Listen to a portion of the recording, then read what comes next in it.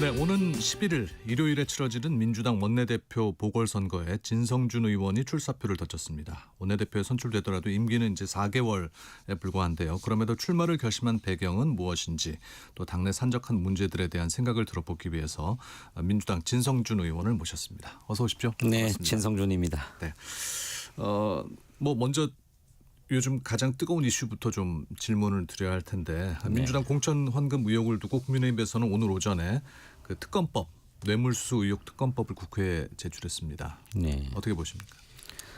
경찰 수사 중인 사안이고 경찰이 철저하게 수사할 것이기 때문에 네. 일단 경찰의 수사를 지켜보는 것이 우선이라고 생각합니다. 네. 또 김병기 전 원내대표가 어제죠 유튜브 방송에 출연해서 이제 송구하다, 죄송하다고 말은 했습니다만은 탈당은 하진 않겠다고 이야기를 했어요. 네. 이 것에 대해서는 어떻게 생각하십니까? 예, 김병기 전 원내대표는 좀 억울한 부분이 있다고 생각하는 것 같습니다. 네. 그래서 이제 제명을 당하더라도 탈당은 하지 않겠다 그랬는데 그건 이제 본인의 억울함을 주장하는 이면에 또 한편으로는 당을 사랑하는 애당심이 거기에 포함되어 있는 얘기라고 생각해요. 네. 김병기 대표는 국정원에서 일을 하다가 민주당에서 정치를 시작한 분 아닙니까? 네. 그러니까 당을 또 그렇게 쉽게 버리고 떠나기는 어렵다라고 하는 그 애당심도 함께 있는 발언이었다. 저는 그렇게 보고 있습니다. 네. 당내 여론은 어떻습니까? 그래서 그렇게 당을 사랑하는 생각이 있다면 당을 위해서 먼저 결단해 주는 것이 필요하지 않느냐는 의견이 당내에 있지요. 네. 그래서 저도 같은 심정입니다. 본인으로서야 조금 오해된 부분도 있고 또 사실관계가 분명하지 않은 부분도 있다고 얘기할 수 있지만 네. 그런 진상은 우선 당을 위한 결단을 하고 나서도 드러낼 수 있고 밝힐 수 있는 것이니까 우선 당을 위한 좀 결단을 해줬으면 좋겠다 그런 생각을 저는 갖고 있습니다. 진 의원님 말씀하시는 그 당을 위한 결단이라는 거는 어떤 선택을 얘기하는 겁니까? 여러 가지가 있을 수 있겠습니다만은 같은 사건으로 강선우 의원이 탈당을 했고 네. 또 탈당 이후에는 곧바로 당에서 제명 조치도 했습니다. 네. 근데 1월 12일 저희들 원내대표 선거 끝난 바로 다음 날 윤리심판원이 예정되어 있습니다만은 네. 그 징계 결정이 나기 전에 스스로 거취를 결정하는 것도 당을 위해서 바람직한 일이 아닌가 그렇게 생각합니다. 지금 말씀하신 대로 이제 윤리위원회 열리지 당 차원의 조사도 진행 중인 거죠? 아마 조사는 끝나지 않았을까요? 그 조사가 끝났기 때문에 그에 대해서 징계해달라라고 하는 요청을 최고위원회가 윤리심판원에 공식으로 했습니다. 네. 그 결과가 이제 12일 날 나온다는 말씀입니까? 그에 윤리위원회가 따른 열린다는. 처분 조치가 12일 날 나온다는 거죠. 저희는 윤리감찰단이 있고 윤리심판원이 있습니다. 네, 윤리감찰단은 일종의 검찰, 경찰과 같은 역할을 하는 조사기구죠. 윤리심판원은 법원과 같은 징계를 결정하는 기구입니다. 네. 그러니까 윤리심판원에서 징계를 결정해달라라고 최고위원회가 요청한 것은 판결을 내려달라는 네. 요청인 것입니다. 그러니까 조사 절차는 마무리되었을 것이다 이렇게 생각합니다. 네. 그 시민단체에서 그 정청래 대표를 김병기 의원의 공천원금 의혹을 묵인했다는 이유로 고발을 했다고 하는데요. 여기에 대해서는 어떻게 보십니까? 그 얘기는 제가 이제 처음 듣는데. 네, 오늘 그 종로구 서울경찰청 민원실 앞에서 기자회견을 열고 정 대표를 위계에 의한 업무 방해 혐의로 고발한다고 밝혔습니다. 정청래 대표가 어떤 혐의가 있는지 전 잘 모르겠습니다.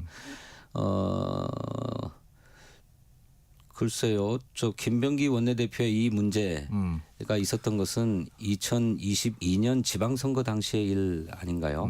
그때는 그 당시에 정 대표가 대표로서 당 대표가 아니었지 않습니까? 네. 그런데 어떤 잘못이 있었다고 하는 것인지 얼른 이해하기 어렵습니다. 네. 김병기 전 원내대표는 이제 당내에서 이 문제를 본인이 먼저 해결하겠다라고 했는데 네. 김 의원의 이 발언에 대해서는 어떻게 보십니까? 그러니까 저도 사실관계를 정확하게 알 수 없는 위치에 있습니다. 근데 이제 김병기 대표의 해명을 보면 네. 지금까지 알려진 사실 또는 보도된 사실과는 좀 다른 부분도 있는 것 같아요. 그러니 그 진상을 당에 남아서 다 규명될 수 있도록 좀 기다려달라, 이게 이제 김병기 대표의 이제 요청인 것 같은데 네. 그 이전에 경위야 어떻든지 간에 돈을 갖다 주고 공천을 받으려고 했다는 사람이 있음을 알았다면 네. 그는 당연히 공천에서 배제했어야 하지 않느냐. 네. 그런데 왜 그게 결과적으로 공천이 되었느냐. 이거는 공천관리에 책임을 맡고 있었던 당시 공천관리위원회의 간사로서 네. 정치적 책임, 도의적 책임을 피할 수 없는 것 아니냐는 것이 우리 국민의 시각 아니겠습니까? 네. 네, 그런 점을 김병기 원내대표가 잘 헤아려야 된다, 이렇게 생각합니다. 이제는 그 진 의원님 문제로 넘어가 보겠습니다. 며칠 안 남았습니다. 이제 원내대표 보궐선거. 네. 그런데 그 임기가 이제 설령 원내대표가 된다 그래도 임기가 4개월에 불과한 거죠. 네, 그렇습니다. 저희 당원에는 원내대표의 권위로 보궐선거를 하게 되면 그 보궐선거로 뽑힌 원내대표의 임기는 전임자의 자녀 기간으로 한다고 딱 규정되어 있습니다. 네. 그리고 당규에는 원내대표 선거는 매년 5월 둘째 주에 한다, 또 이렇게 규정되어 있어요. 예. 그러니까 이번 김병기 전 원내대표의 임기는 이번 올 5월 둘째 주까지였던 거죠. 그러니까 그걸 벗어날 수 없다고 저는 생각합니다. 네.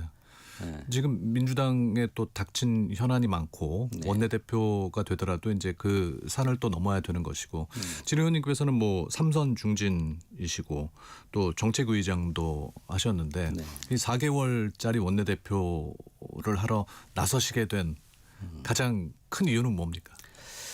저는 지금 당이 심각한 위기 상황이라고 생각합니다. 네. 원내대표가 임기 중도에 사퇴하는 것만으로도 중대 사퇴이고 또 이렇게 사퇴에 이르기까지 있었던 사건도 매우 충격적이고 심각한 국민적 지탄을 받을 수밖에 없는 사건이라고 생각해요. 예. 이 위기를 빠르게 수습하는 일이 보궐선거로 뽑힐 원내대표의 제1차적 임무라고 생각합니다. 그런데 이제 5월에 선출될 원내대표는 22대 국회의 후반기 원 구성과 운영을 책임져야 되는 그렇죠. 그런 일을 맡아야 돼요. 네. 근데 이 일과 이 일이 섞이면 안 된다. 지금은 당의 위기를 수습하고 돌파하는데 전력을 다해야 될 때다. 왜냐하면 6월 달에 지방선거가 있잖아요. 네. 선거를 통해서 정당은 심판을 받게 되는데 그 지방선거에서 저희들이 승리하고 하려면 국정동력 확보를 위해서 승리하려면 지금 국민적인 지탄을 받고 있는 이 문제를 신속하게 그리고 아주 과감하게 해결해야 된다고 생각하는데 이 일을 하는 데에도 부족하다. 그래서 저는 딱 4개월 자녀 임기만 수행하고 더 이상 하지 않겠다. 과감하게. 예, 물러나겠다, 이런 생각을 갖고 출마하게 됐습니다. 그러면 연임하실 생각이 없다는. 네, 저는 연임할 생각이 없습니다. 네. 지금 민주당이 처한 위기를 극복하는데 매진하겠다. 그렇습니다. 네. 요즘 뭐 주식시장은 화랑입니다만 국민들의 경제에 대한 걱정이 큽니다. 네. 특히 뭐 세금과 관련된 이슈는 굉장히 예민한데요. 금융투자소득세와 부동산 소유세. 진 의원님께서는 민주당 총의와 정부의 방침을 따르겠다라고 밝히셨는데 현재 민주당의 그 금투세, 금융투자소득세 입장은 어떤지 좀. 예, 금융투자소득세는 폐지하기로 네. 당론 당론으로. 결정한 바 있고 예. 또 그래서 실제로 관련 법률 조항을 폐지했습니다.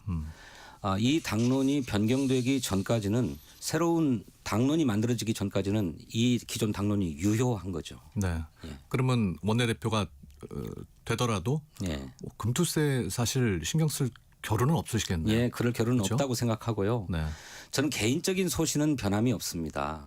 저는 공평한 과세를 위해서 자본에도 상응하는 과세를 해야 된다, 이렇게 생각하고 있습니다만 이런 개인적 소신이 있다고 해서 원내대표가 되어서 막 밀어붙인다? 그건 있을 수 없는 일입니다.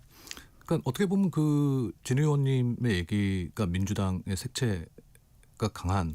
저는 민주당의 기본 노선에 해당하는 입장이라고 생각합니다. 근데 오히려 그게 지금은 약간 소수 의견 같이. 예, 소수가 버린? 되었어요. 그래서 좀 강하게 또 비판을 받으신 적도 있으시고. 예, 뭐 저 주식 시장을 활성화해야 된다라고 하는데 많은 생각을 갖고 있는 분들이 비판도 많이 했지요. 저는 우리 당의 대부분의 의원들은 공평한 과세 원칙을 확립하는 것이 중요하다고 생각한다고 봅니다. 또 실제로 이것이 없던 금투세를 새롭게 도입하자는 게 아니고 이미 4년 전에 여야 합의로 입법된 것이었어요. 네. 그걸 시행을 앞두고 2번 유보한 끝에 결국 폐지하게 된 것인데 이거는 법적 안정성을 위해서도 바람직하지 않은 일입니다. 그런데 많은 의원들이나 또 당원들은 다가올 지방선거를 너무 염려를 많이 하셨던 것 같아요. 물론 우리 국민들이 세금 더 내라고 하는데 좋아할 국민은 없지요. 네. 그런데 꼼꼼히 따져보면 모든 국민에게 세금 내라고 하는 것도 아니었습니다. 그렇죠. 손익을 통산해서 5천만 원까지는 면세하고 네. 그 위에 소득이 있는 경우에 한해서만 이제 세금을 부과하겠다는 것이 금투세였는데 그래도 이것이 선거에 부정적인 영향을 미칠까 봐서 결국 폐지하기로 결정하게 된 것입니다. 네. 진호님도 저 댓글들 보십니까? 마음의 상처 받으시죠? 간혹보조에 아주 험한 댓글이 올라올 때는 참 속이 많이 상하죠. 네. 예. 그럴 땐 스스로 어떻게 좀 마음의 평정을 가지세요?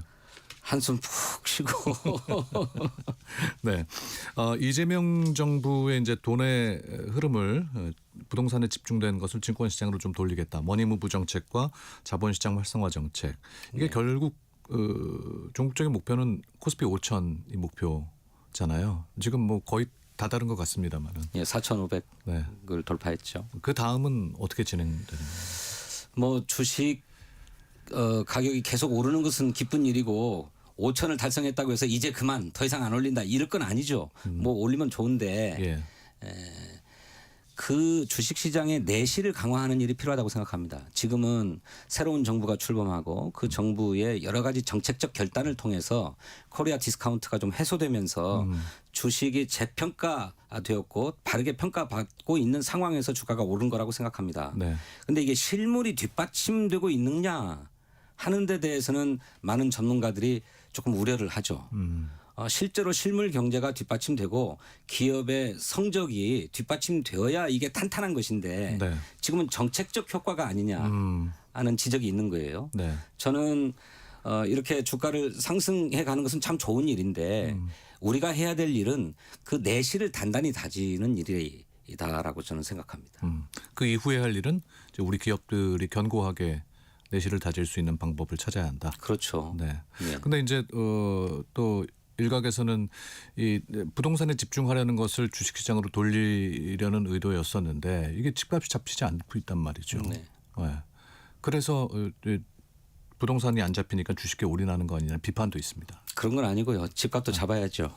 예, 집값은 전국적인 문제는 아니고 서울에 국한된 문제입니다. 또 일부 수도권 일부 지역에 국한된 문제인데 이 국지적인 문제를 가지고 종합적인 정책으로 대응하려고 하니 네.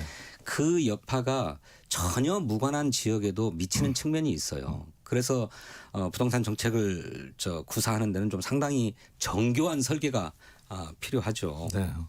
저는 집값을 반드시 잡아야 한다고 생각합니다. 정부의 의지도 거기에 있습니다. 그런데 그거를 하지 못한다고 해서 대신에 부동산은 포기해버리고 주가만 많이 띄워 올리자 이런 생각은 결코 아니다 하는 점을 분명하게 말씀드립니다. 근데 또 주가가 오르다 보니까 주식 팔아서 집 사는 또 이런 현상도 나오고 있어요. 글쎄 서울 집값의 상승세가 도무지 꺾이지 않으니까 그리고 워낙 규모가 크잖아요. 네. 그러니까 서울에 아파트 한 채가 있냐 없냐로 평생에 벌어들이고 일굴 수 있는 전체 자산이 결정돼 버리는 거예요. 그러게요. 그러니까 한 푼 두 푼 모아서 어떻게든 좀 종잣돈이 마련되면 집을 사려고 서울의 아파트를 사려고 하는 거죠. 이거 정말 병리적인 현상이라고 저는 생각합니다.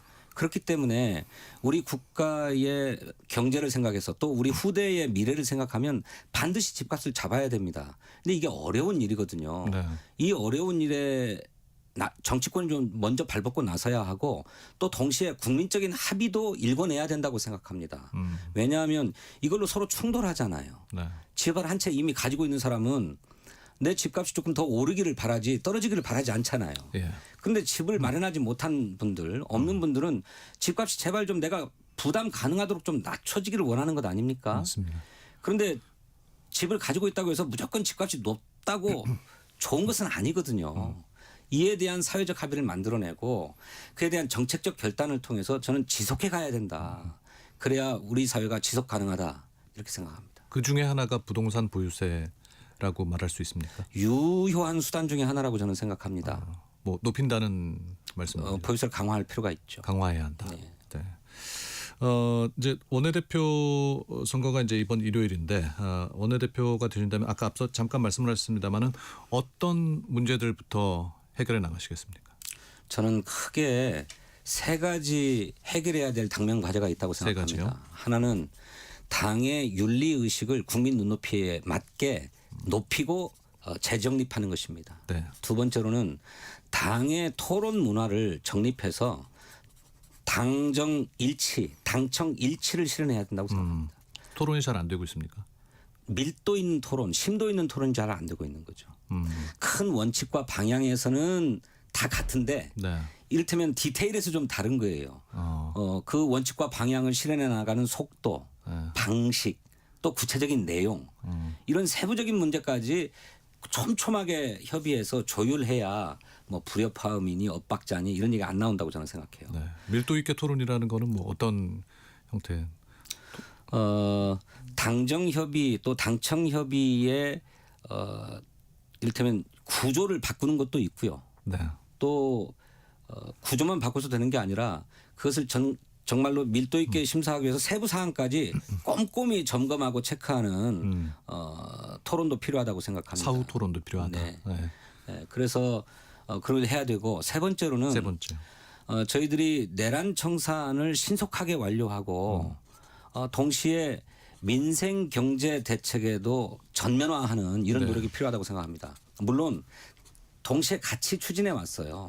그런데 내란 청산 입법이 빨리 정리되지 않으니까 좀 피로감 당이 느끼는 국민들도 있는 것 같아요. 온통 여기에만 몰입하는 것처럼 비치고 있잖아요. 네. 민생 경제 대책도 하고 있는데 이건 좀 소홀히 하는 것처럼 보여요. 오히려 이거는 대통령은 진심인데 예. 당은 여기에 관심이 없는 것처럼 보이거든요. 그렇게 하지 않아야 되겠다. 이 세 가지를 해결하는 것이 지금 당면 과제고 긴급한 과제다 생각합니다. 정청래 대표와는 친하십니까? 친합니다. 그 정청래 대표와의 관계 설정은 어떻게 해요? 그 대표와 원내대표와의 관계는 굉장히 중요하지 않습니까? 매우 중요하죠. 네. 근데 당 대표와 원내 대표가 서 있는 위치가 조금 다릅니다. 당 대표는 우리 전체 당원을 대표하고 당을 대표하고 또 지지자를 대표하고 또 반면에 원내 대표는 같은 당인이지만 동시에 야당이라고 하는 상대를 만나서 대화하고 협상하고 또 타협도 해야 되는 위치잖아요. 그러니까 조금 다를 수 있어요. 이런 차이가 그런데 너무 벌어져 버리면 안 되죠. 네. 이런 차이를 서로 간에 인정하면서 합의점들을 찾아내야 됩니다. 그런데 이것 역시나 큰 틀에서는 뭐 다를 게 없는데 디테일에서 조금씩 다르니까 좀 불협화음이 나고 좀 불편한 관계가 형성되고 그랬던 것 같아요. 예. 그러니까 진 의원님 보고 강성이다 강경파다 이런 얘기들 하시는 분들 있던데 네. 그걸 어떻게 이해하십니까? 저는 맞습니까? 강경파다는 말이 싫지는 않습니다. 싫지는 왜냐하면 대단히 원칙적이다라고 하는 말의 다른 표현이라고 저는 생각하거든요. 그런데 이 원칙이 무리하고 과도한 원칙인가? 네. 저는 보편적인 상식에 입각해서 원칙적으로 대응하고 있다고 생각합니다. 그리고 때로는 원칙의 본질을 훼손하지 않는 선에서는 유연함도 가지고 있고 합리적인 생각도 가지고 있다고 생각해요. 그게 진성준의 소신이다라고 그렇습니다. 이해를 하면 되겠습니다. 네. 일각에서는 또 명청대전 이야기를 합니다. 이런 표현은 그건 있을 수 없는 얘기입니다. 이재명 대통령과 정청래 대표의 약간 다른 결, 다른 아니 견해?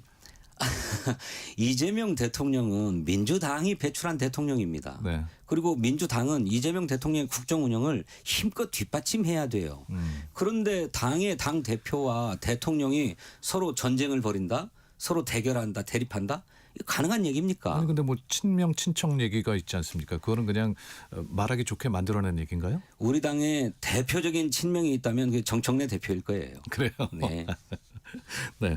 요즘 국제면을 뜨겁게 달구고 있는 뉴스입니다. 베네수엘라의 그 마두로 대통령이 체포된 거예요. 네. 어제 민주당 의원 68명이 성명을 냈습니다. 네. 진 의원님도 이 안에 포함되어 있습니까? 네, 당연히 동참했습니다. 네. 이 성명을 낸 이유는 뭔가요? 미국의 베네수엘라 군사작전이 국제법적인 절차를 지키지 않은 네. 그래서 국제 평화를 위협하는 일이라고 저는 생각합니다. 이 국제질서의 보편 규범이라고 할 수 있는 유엔 헌장은 크게 두 가지 원칙을 규정하고 있는데 하나는 자유권적 차원이 아닌 무력 사용 금지의 원칙 또 하나는 내정 불간섭의 원칙입니다. 네. 그런데 미국의 군사작전은 마약 밀매 혐의로 군사작전을 벌였다는 건데 이게 군사작전입니까? 무력을 행사해야 될 일입니까? 네. 또 그 나라의 사법 절차를 거치지 않고 강제로 연행해 버렸어요. 시간이 주권을 없어서 존중하지 않은 거죠. 여기까지 끝내도록 하겠습니다. 예. 민주당 원내대표 출사표 낸 우리 진성준 의원과 얘기 나눴습니다. 2부에서 뵙겠습니다.